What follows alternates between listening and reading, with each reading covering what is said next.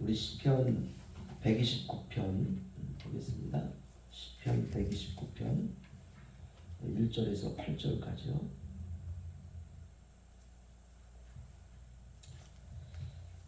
저와 한 절씩 교독하도록 하겠습니다. 이스라엘은 이제 말하기를 그들이 내가 어릴 때부터 여러 번 나를 괴롭혔도다. 그들이 내가 어릴 때부터 여러 번 나를 괴롭혔으나 나를 이기지 못하였도다. 밭가는 자들이 내 등을 갈아 그 고랑을 길게 지었도다. 여호와께서는 이로사 악인들의 줄을 끊으셨도다. 무릇 시온을 미워하는 자들은 수치를 당하여 물러갈지어다. 그들은 지중해 풀과 같을지어다. 그것은 자라기 전에 마르는 것이라.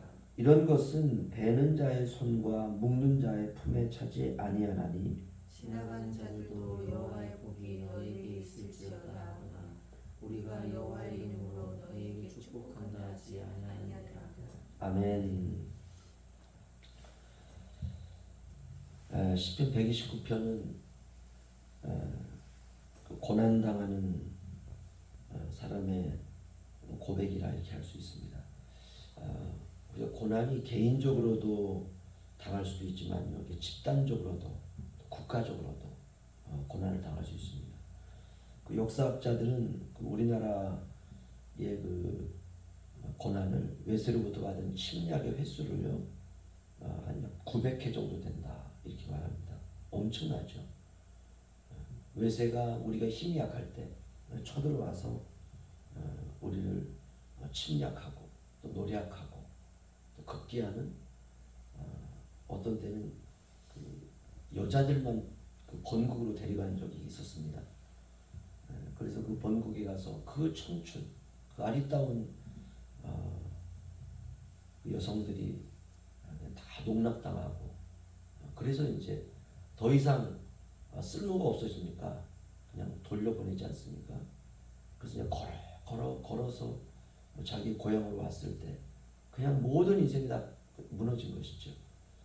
그때 이제 동네 사람들이 그들을 따뜻하게 받아준 것이 아니라 돌을 들고 그들을 향해 다시 또 고통을 주면서 자신의 그 고향 사람들, 자신의 부모님들, 일가 친척들, 집안 사람들로부터 또 치욕을 당하죠.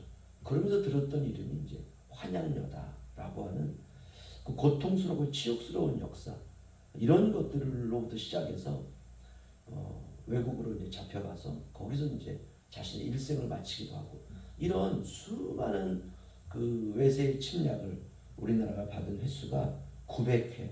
이거 어마어마한 겁니다. 이렇게 국가적으로 이렇게 고난과 역경을 당한 역사들이 나라들마다 있습니다. 그럼 개인적인 고난은 어떤가? 개인적으로도 마찬가지입니다.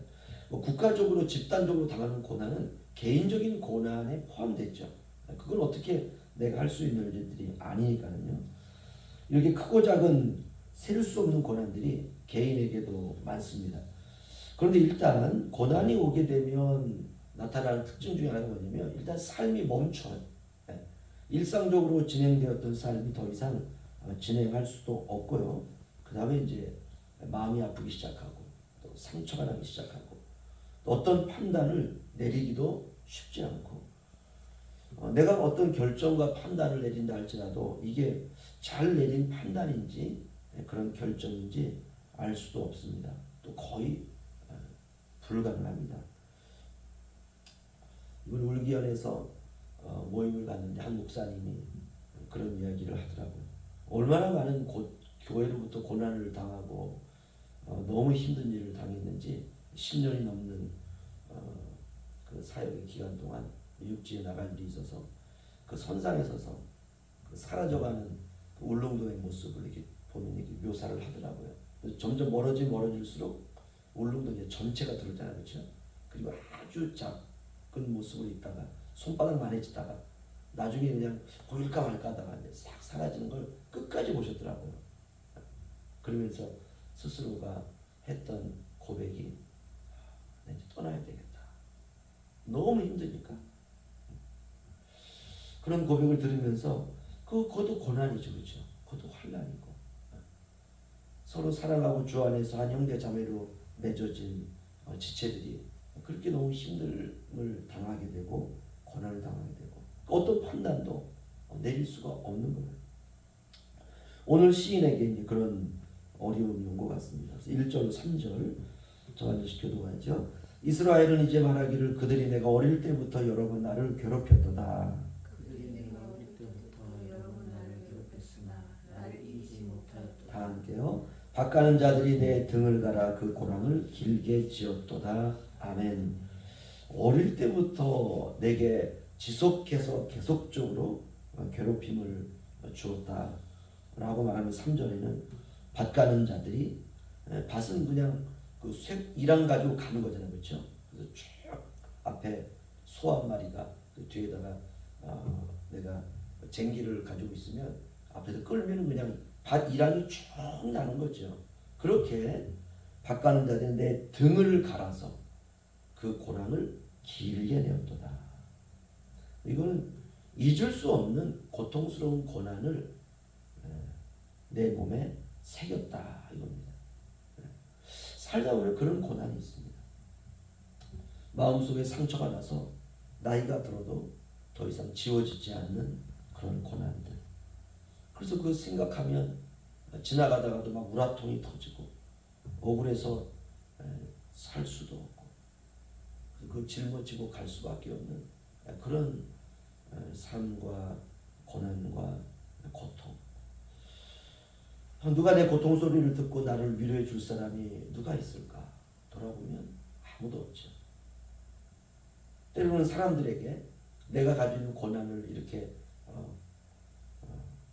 이야기할 때가 있지 않습니까?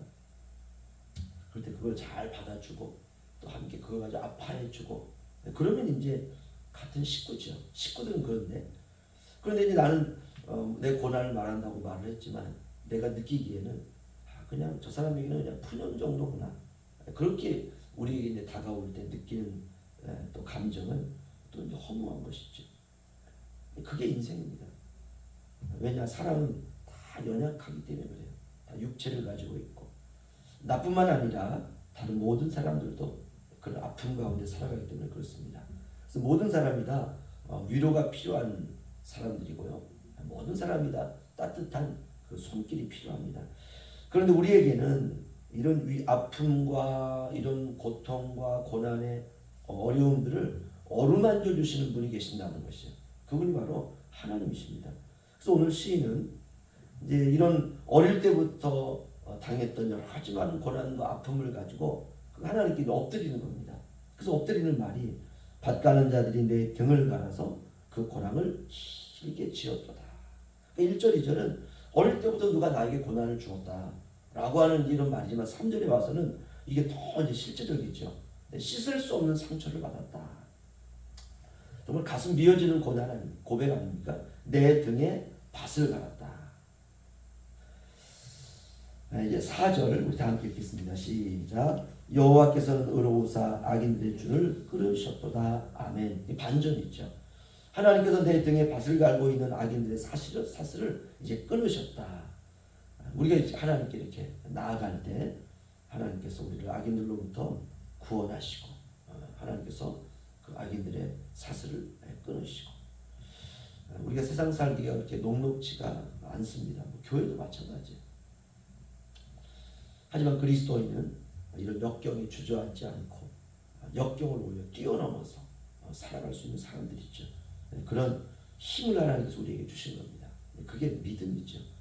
세상에 악인들이 득세하는 것 같고 악인들이 승리하는 것 같지만 결국 시인은 마지막으로 우리 5절 6절 우리 함께 읽겠습니다. 시작. 무릇 시온을 미워하는 자들은 수치를 당하여 물러갈지어다. 그들은 지붕의 풀과 같을지어다. 그것은 자라기 전에 마르는 것이다. 아멘.